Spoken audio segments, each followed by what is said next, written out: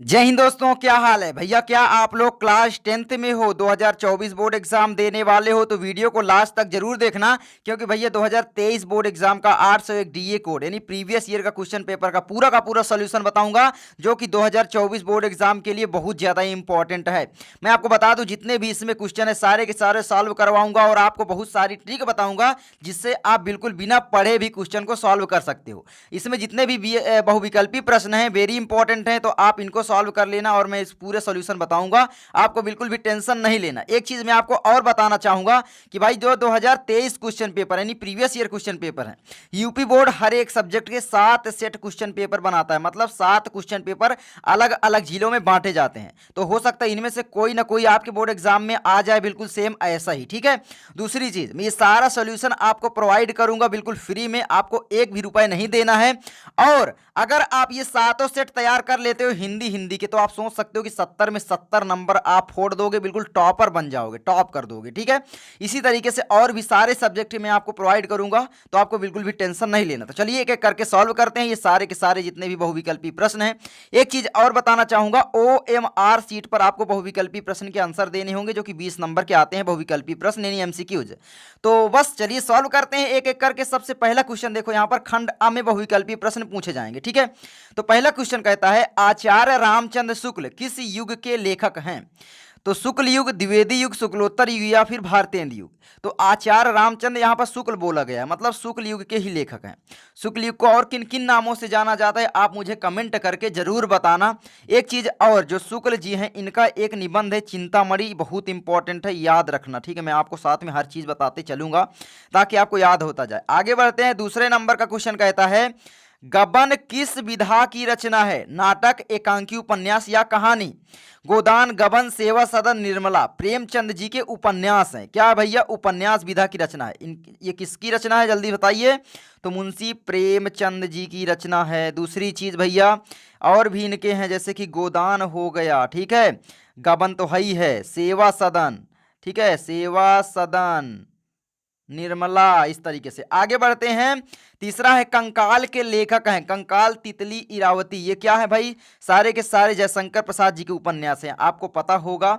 तो यहाँ पर जयशंकर प्रसाद जी यहाँ पर सही विकल्प हो जाएगा। जो कंकाल है जयशंकर प्रसाद जी का, क्या है ये? तो ये है भैया उपन्यास। ठीक है। तो याद रख लेना, विधा भी बहुत ज्यादा इंपॉर्टेंट सारे के सारे हैं, आप देख सकते हो।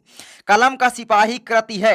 तो कलम का सिपाही किसकी कृति है? धर्मवीर भारती, अज्ञाय, जैनेन्द्र कुमार या फिर अमृत राय जी की? तो यहां पर जल्दी से बताइए, कलम का सिपाही कृति किसकी है, मतलब किसकी रचना है पूछा है, तो अमृत राय जी की रचना है। ये किसकी जीवनी है? ये क्योंकि जीवनी विधा की रचना है, याद रख लेना। कलम की सिपाही जो है ये जीवनी विधा की रचना है, और मुंशी प्रेमचंद के ऊपर अमृत राय जी ने जीवनी लिखा है। ठीक है। तो मतलब अगर पूछे तो ये अमृत राय ही याद रख लेना कि भाई कलम का सिपाही अमृत राय जी की कृति है या रचना है, और किस विधा की है? तो जीवनी विधा की रचना है। तो ये आप याद रख लेना। एक चीज और, एक है मेरी असफलताएं, आपको पता होगा, मेरी असफलताएं। ठीक है। इसमें आपको कंफ्यूजन हो सकता है, इसीलिए बताए दे रहा हूं। असफलताएं ये जो है बाबू किसकी रचना है? ये अमृत राय की, ये है बाबू गुलाब राय की। राय वाले बहुत इंपॉर्टेंट है, कौन से? 3 राय याद रख लेना। अमृत राय, बाबू गुलाब राय, हरिवंश राय बच्चन। राय राय राय तीनों याद रख लेना, बहुत इंपॉर्टेंट है। तीनों की रचनाएं बोर्ड एग्जाम में 100% पूछी जाती हैं। आगे बढ़ते हैं। 5वें नंबर का क्वेश्चन, शुक्ल युग की समयावधि है। तो शुक्ल युग की समयावधि कितनी है? 1900 ईस्वी से 1918 तक। जल्दी से बताइए, 1919 से 1938 तक, या 1936 से 1943 तक, या 1850 से 1900 तक?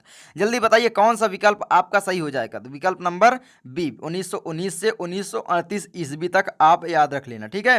तो आगे बढ़ते हैं।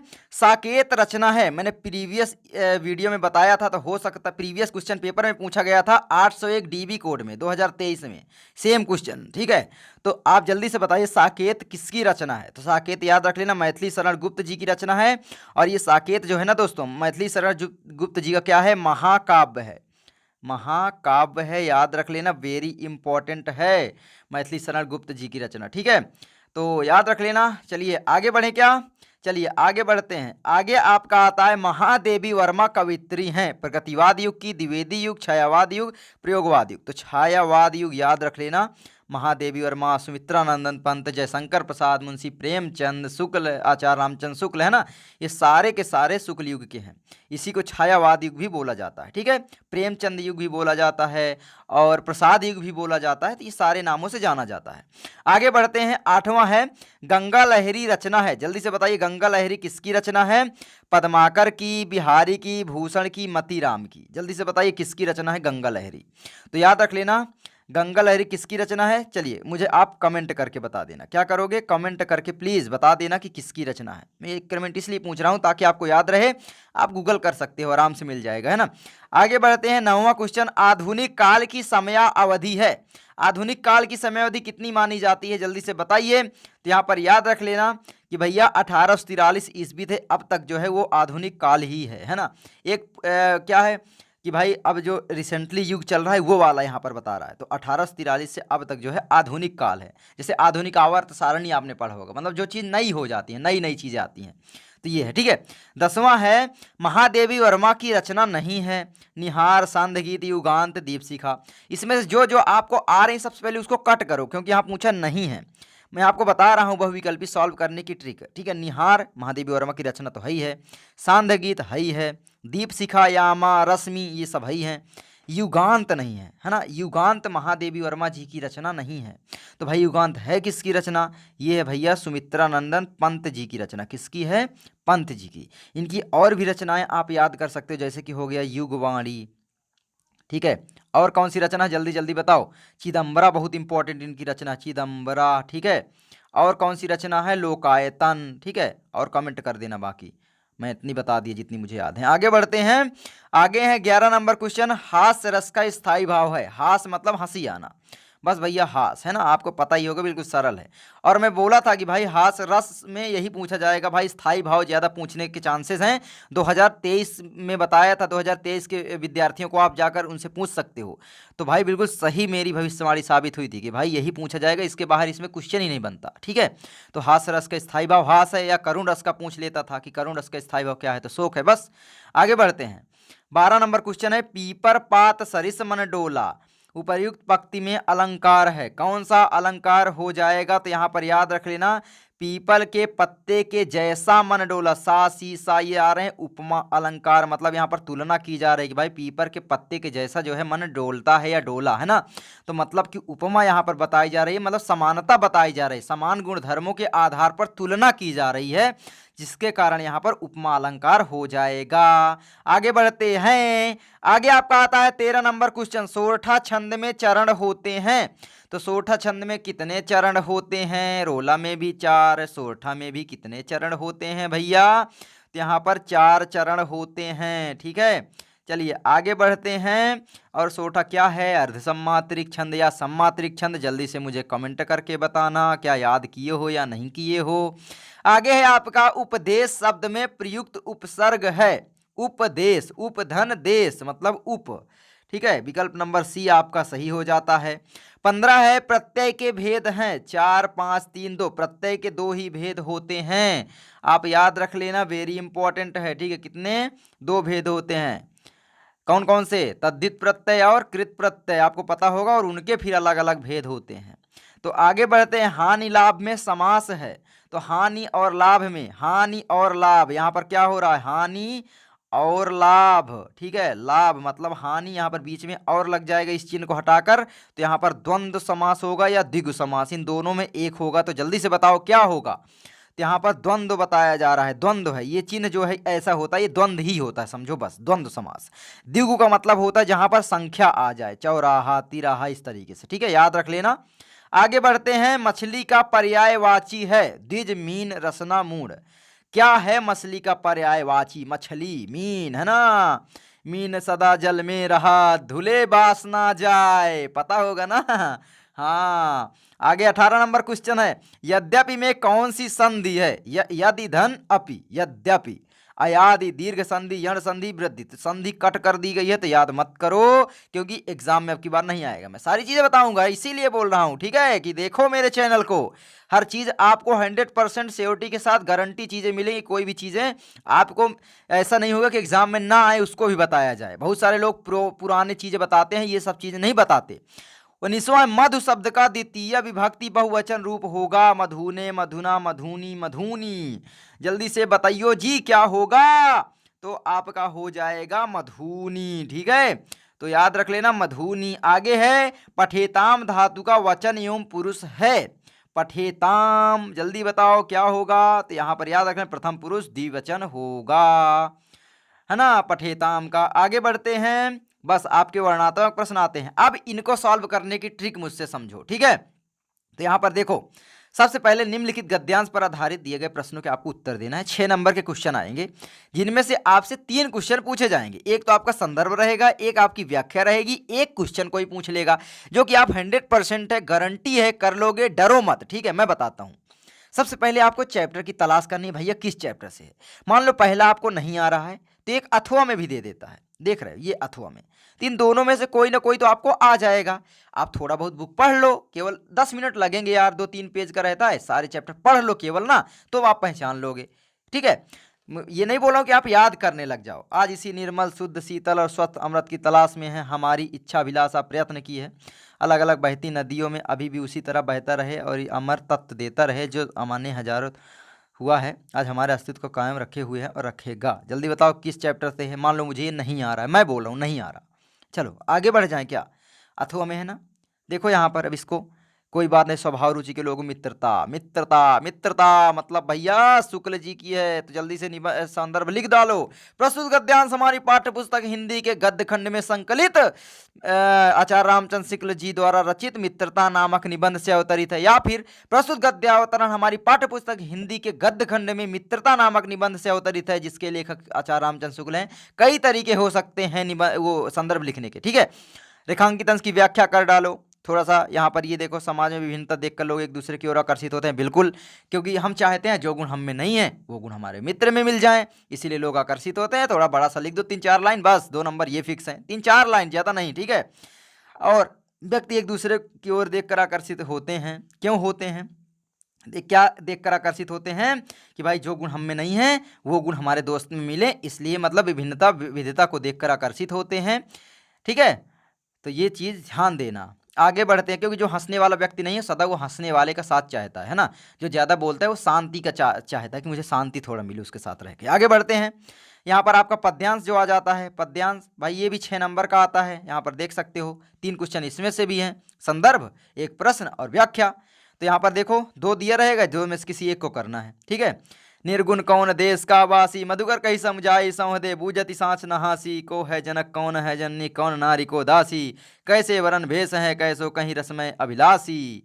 ठीक है, पावे गो पुनि कियो आपनो, जौरे करे गो घासी, सुनत मौन है रहे बावरो, सूर सबय मतिनासी। सूरदास की है, सूरदास की रचना है। सूर सागर या सूर सरावली से सूर सागर से होगी। ठीक है, सागर से है। दूसरी चीज़, सूरदास जी क्या लिखे हैं, पद लिखे हैं या फिर जो यहाँ पर हैं, ठीक है, पद, सूरदास के पद ही है ना, आप बताना मुझे कमेंट करके। ठीक है, उसके बाद अथवा में भी दिया, अगर वो नहीं आता, ये देखो राम नरेश त्रिपाठी जी का आ गया, हाँ वही है स्वदेश प्रेम, ये है स्वदेश प्रेम से, है ना। तो बस मैंने आपको बता दिया, कर डालना। अब क्या दिक्कत है, कर डालोगे ना, कर डालोगे मेरे दोस्त। ठीक है, आगे बढ़ जाएं क्या, तो बस कर डालोगे ना। आपको केवल क्या लिखना है, संदर्भ लिखना है, अंश की व्याख्या और एक प्रश्न की उत्तर महिमा का वर्णन किया है। उपर्युक्त पद्यांश में किसकी महिमा का वर्णन किया है यहाँ पर पूछा है।